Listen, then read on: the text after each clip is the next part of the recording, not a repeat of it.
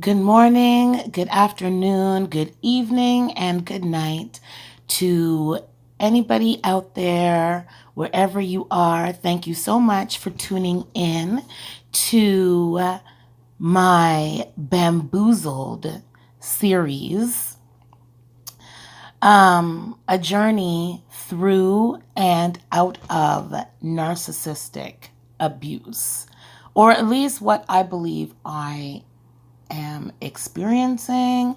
And I wanted to use this platform to share a little bit about my story and to also kind of, you know, help people out there who may be going through something similar or experiencing toxic relationships, or just, good people out there that just end up somehow hooked into this web of absolute chaos. And it's like, holy Moses, man. Well, anyway, I'm going to get into that. It's something that is a learning experience for me. I'm definitely not a, professional that has accreditations towards dealing with narcissist abuse or anything like that.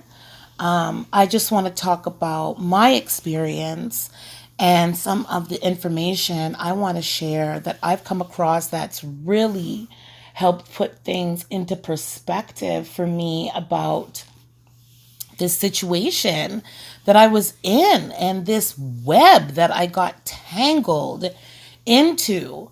And I'll be honest, man, I'm still in it. I'm still in this shit. Okay? And I'm still being bamboozled. I'm being fooled. I'm being tricked. I'm being lied to. I'm being manipulated. There's all these different things going on that I'm going through. And my hope is to get the fuck out of this shit. Oh my God. I just want to get the fuck out. Okay? I've been dealing with this situation for about 3 years. And just to give a little background, I'm going to go by the name Divine Fabulosity on this channel because I believe in living your best life and, valuing your blessings and, appreciating things in life and helping people. Just a little side note, a little bit about me. I'm a full-time mommy of two fabulous bubblupsies, and I also work overnight full-time at a homeless shelter. And I love my homeless homies. Big up to the homeless people out there. They are some of the most unique, divine people that I've ever met. And I love them dearly. But that's just a little side note. I also love to sing. I sing to my homeless peeps all the time. And I just overall love helping people. I love listening and giving different perspectives on, situations, and just being an unbiased and unjudgmental ear. Is that a word? I don't even know if that's a word, but y'all know what I mean. Anyway, so yeah, I like to make people smile. I love to perform. I love to do a whole bunch of things, you know, that, help bring people to a point of love and peace and blessings and, appreciation of life. So anyway, I got caught the fuck up with what I believe is a narcissist about 3 years ago. So I was living my life. I was raising my bubble ups, doing my thing, working and stuff like that. And my mind was already set on, changing my lifestyle, doing things that was more focused on my passions, focused on things I was doing. I was singing in a band, I was performing, I was doing a lot of really fabulous stuff.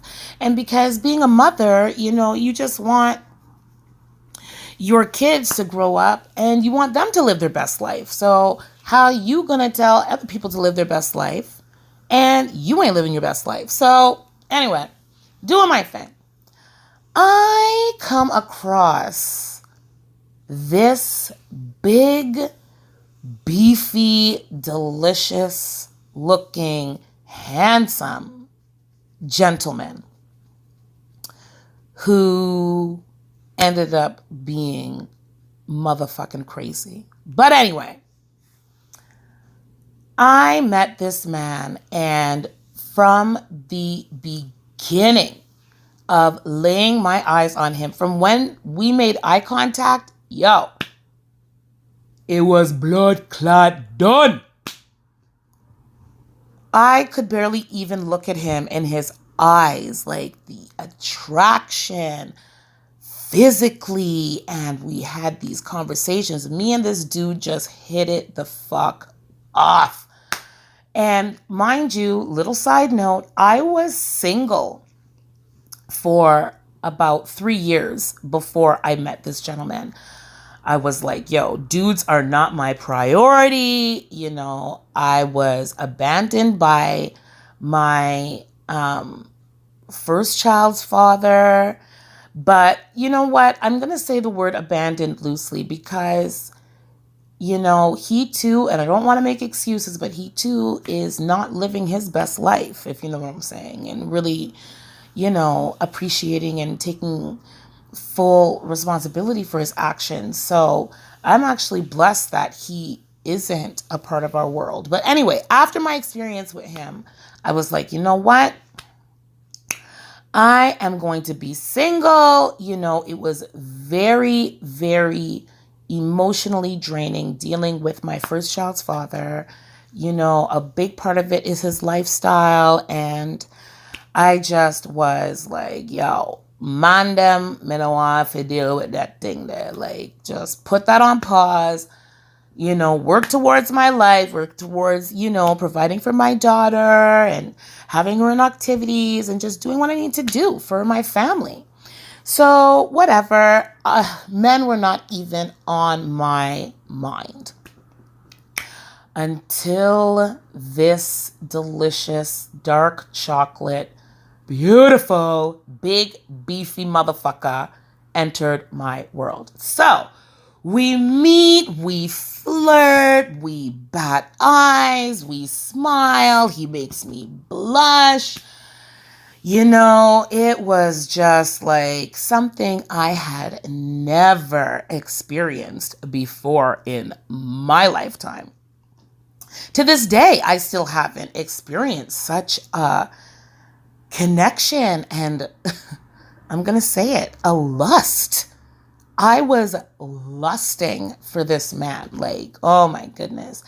And he was just clean cut and he had all the right values and morals, and he ended up being the complete opposite.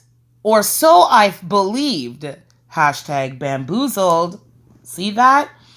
He ended up being the absolute seed of Satan. Like, I just wait till I tell you what I experienced with this person, and through the experience I've had with Big Beefy, I believe that this has been a narcissistic, abusive relationship for the past 3 years.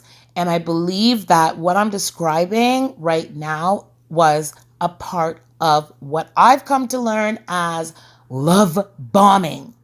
The love bomb stage of dealing with a narcissist. Oh my gosh, this man made himself just look like perfection.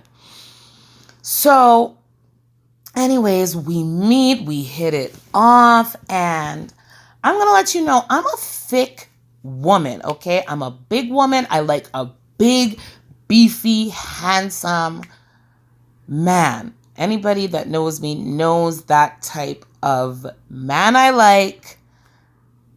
And, I'm not trying to be racist or anything, but I love them big and black and beefy.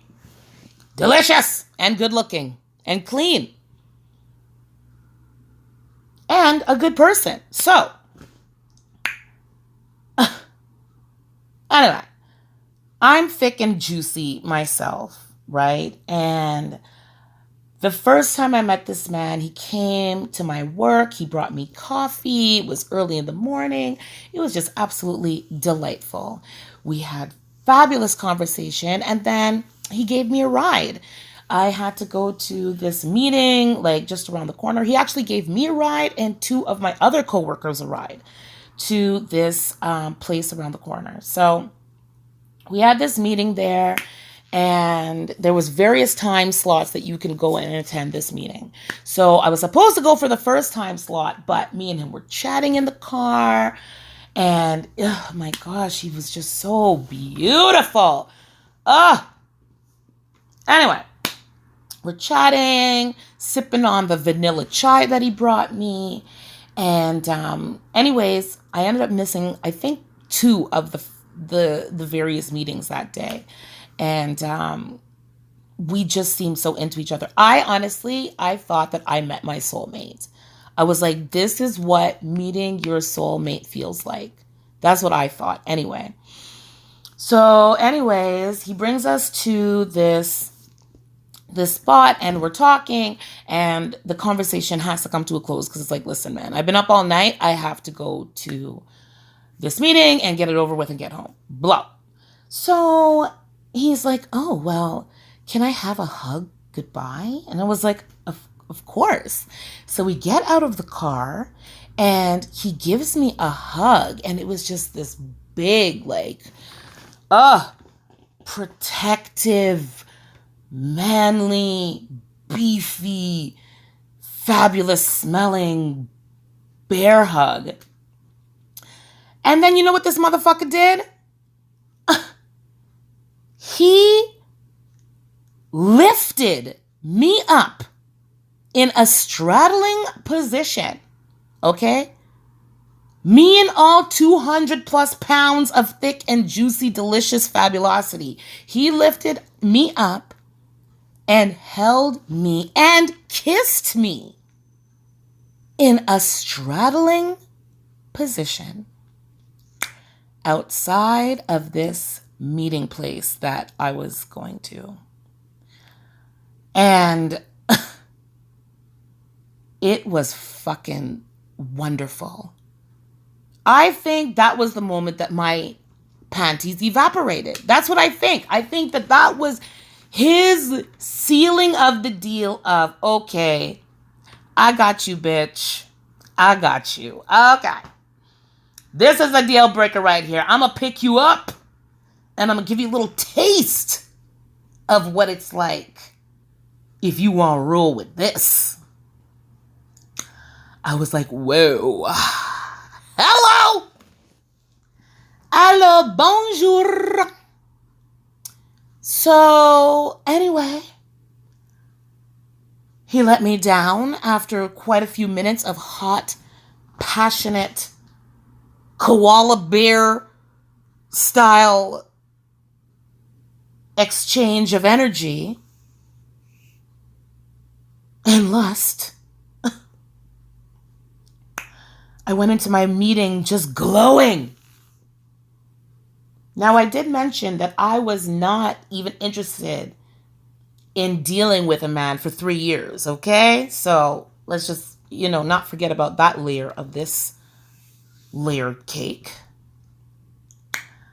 I could not get him out of my mind. I was like, whoa, is this man real? Fast forward. Nope.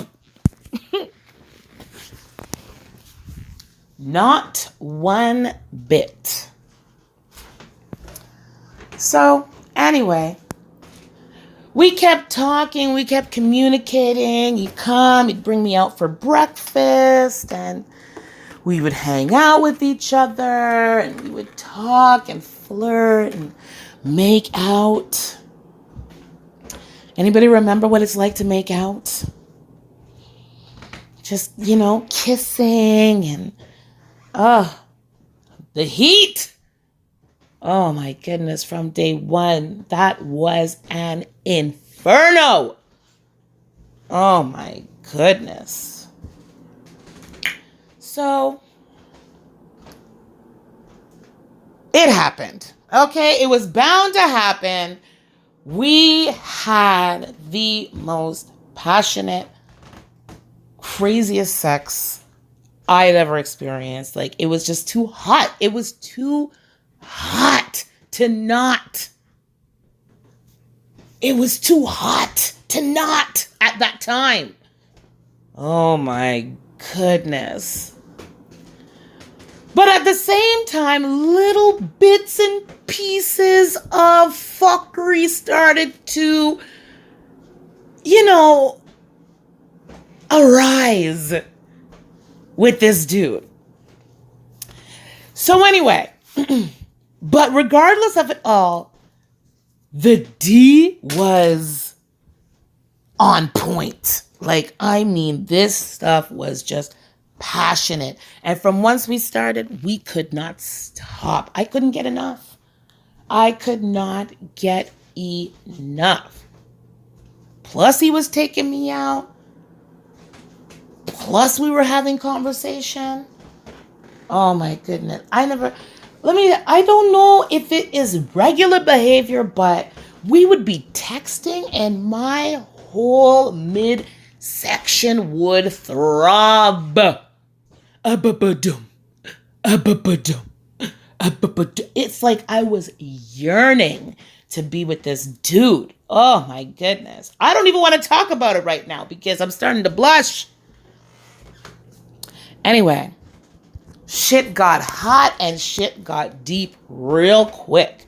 So these little sprinklings of truth start to come out, like, it went from him being in an on and off relationship for 5 years and currently off to him going on vacation with this person for 3 weeks. And I was just like, okay. I thought it was like off though. And he was just like, yeah, no, nothing's going on. We had a really rough time, so we're not having sex, but we're just going to the islands. Like, the ticket's already bought. I should have ran from then, but the connection I thought that we had was so strong. I guess I wanted to believe him. But at the same time, I was just like, well, okay. Anyway. If that's what you want to tell yourself, go ahead, buddy. And I'm pretty outspoken. So, anyways, little discrepancies started to arise, And then I come to find out that not only are they definitely not off again, but they live together. Surprise! So I was like, okay. Well, I understand that not everything can change overnight, but I don't really feel right. I don't really feel right about this. And he just assured the shit out of me, how horrible the relationship. Oh, it's so bad. And it's because they're living together and he wasn't working at the time. Blah, blah, blah, fucking blah, blah, blah, wah, wah, wah. But I soaked it up. Not only did I soak it up, I continued to take that dick. I still took that dick. And it was really good. You know, I believed him. I believed there was nothing going on.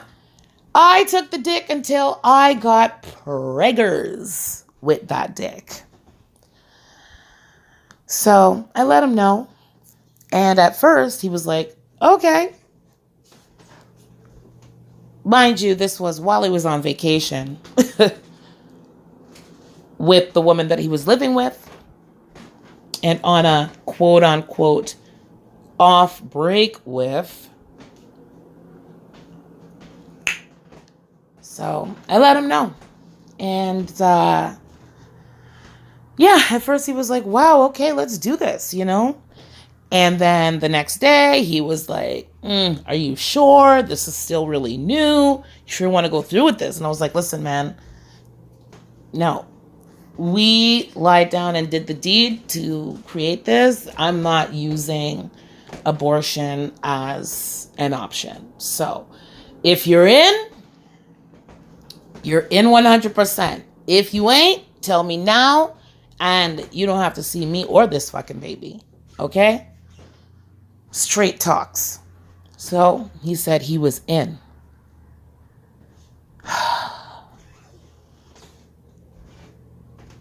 Almost all day, every day while he was on vacation, he communicated with me. He sent me pictures. He called me, you know, letting me know, you know, this ain't no secret. It's obvious I'm talking to somebody. Bamboozled. But guess what? I'm pregnant. I'm going through with it. He says he's down. He's putting in that communication. He's asking me how I'm doing. You know, want. Anyway, so comes back from vacation. And I couldn't wait to see him.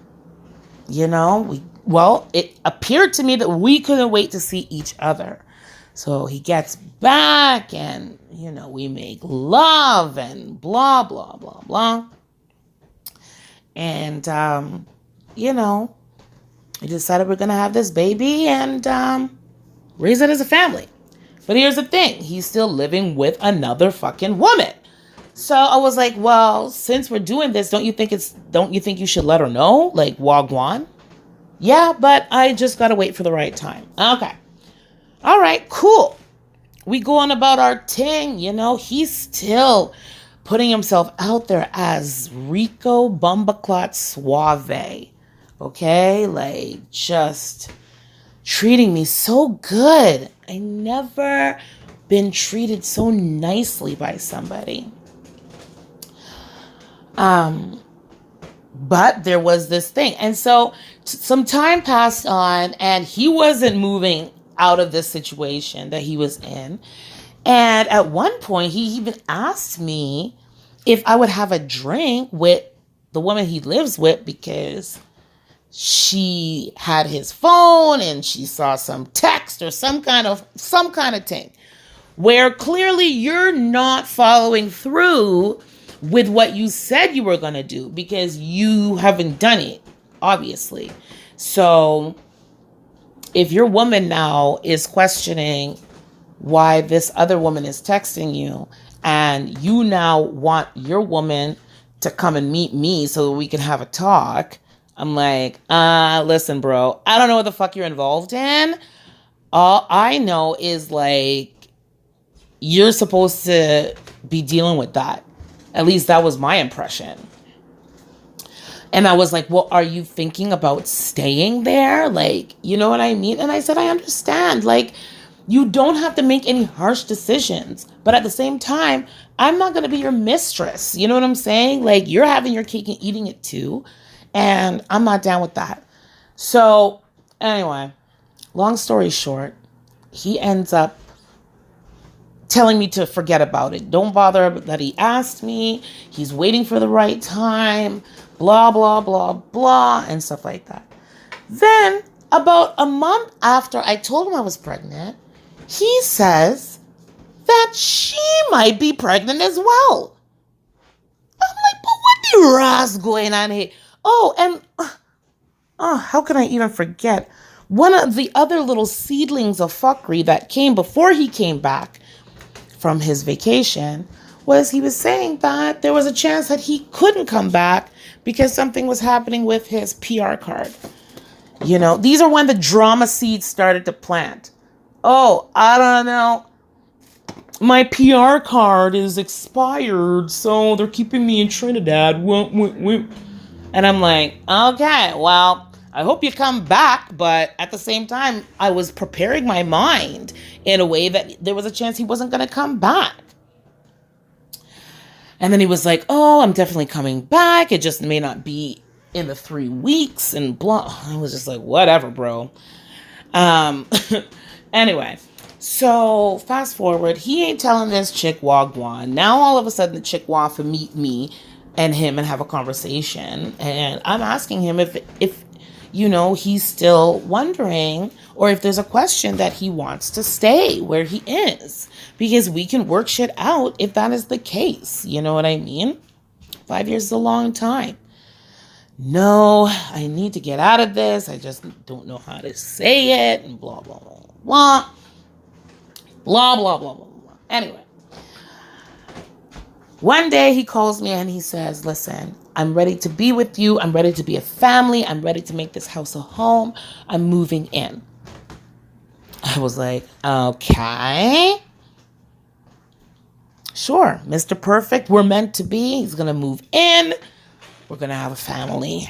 He goes and he talks to my older daughter and he says, you know, me and your mom are having a baby and I'm going to be here and I want us to be best friends. I want you to know that you're here for me. I'm here for you whenever you need me. You know, I really want to be a father figure in your life. So he wasn't working at the time. He was on unemployment.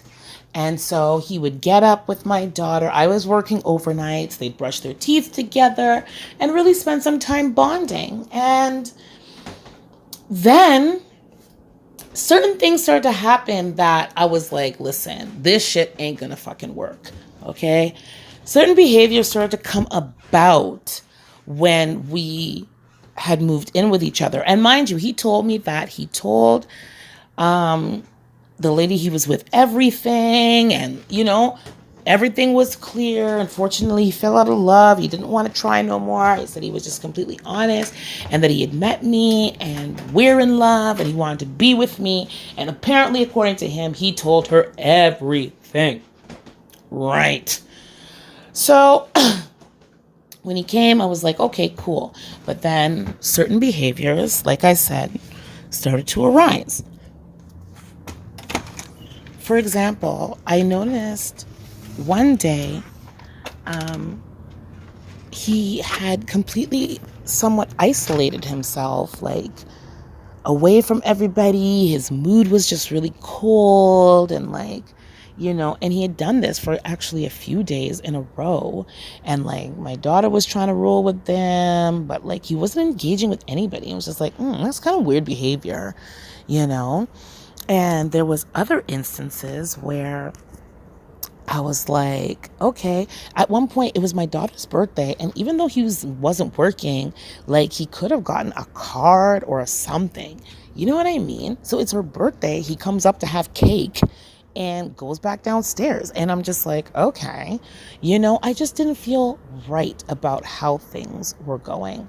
So Oh, yes. The ugly seeds of his personality started to show. So outside of this quote unquote drama that he started to plant into my world, this perfect, mannerly gentleman's true colors started to peel off. Okay. And I remember he used to come and, like, bring me coffee sometimes. Not coffee, but tea at work, or we'd meet up while I was at work and stuff like that, because he wasn't working. So he would come and see me sometimes. And so I remember one day we were talking on the phone and he was driving, and I was going to ask him if he had time to come and drop off a coffee, because he was in the East End, a tea, sorry. He was in the East End and he has to pass my location in order to get to where we were living. And so I was like, hey, have you passed my work yet? Like, have you reached home yet? And he was like, whoa, whoa, whoa, whoa, whoa. Why are you asking me all these questions? Stay in your lane. And I was like, what? And he's like, stay in your lane. Like, you're asking me all these questions. And I was just like, yo, I asked you if you had passed by work yet, because I was going to say, could you drop me off a tea? Yo, if that's what you wanted, then you should have just said that in the first place. It's not an investigation. And I was just like, okay. So of course I argued about it, because I was like, listen, first of all, I don't know why you're talking to me like that. Like, and what lane do you want me to stay in? I'm in the pregnant asking for a tea lane. What fucking lane are you talking about? But his tone, first of all, he seemed very guilty. So wherever he was at, I'm pretty sure he was doing something that, because people don't just behave like that. People don't just talk like that out of nowhere. There's a reason why he behaved like that. But I remember feeling like, Mr. Perfect isn't seeming so fucking perfect. That's for sure. Anyways, whatever. I was like, listen, yo, I'm never asking you for a tea again. You don't know how to speak to people. Whatever, woo, woo, woo, woo. But whatever. I was just like, anyways, have a good night. Blah, blah, blah. Done. But that was really the first time I remember that cold other side rearing its ugly head. And that happened before he was isolating himself and stuff like that. You know what I mean? We were really intimate, and then all of a sudden, I'm like, yo, hello, where's the dick at? You know what I mean? And he was just so distant. So anyways, I brought some talks to him. Oh no, and then after he moves in, he's like, yeah, the whole like dating thing. I'm just so exhausted from this experience. Like, I just don't think that I have it in me to, like, court you and bring you out. So it was just like, what the fuck? Like, you wait till you move in to tell me that now you're going to stop taking me out? Like, what the fuck does that mean? What the fuck does that put? I was like, okay. Anyway, oh my goodness, when you're going through it, like, it doesn't even seem like it's real. It's like, what the fuck? That's fucked up. But whatever, you know what I mean? Nobody's gonna force you to do anything you don't want to do.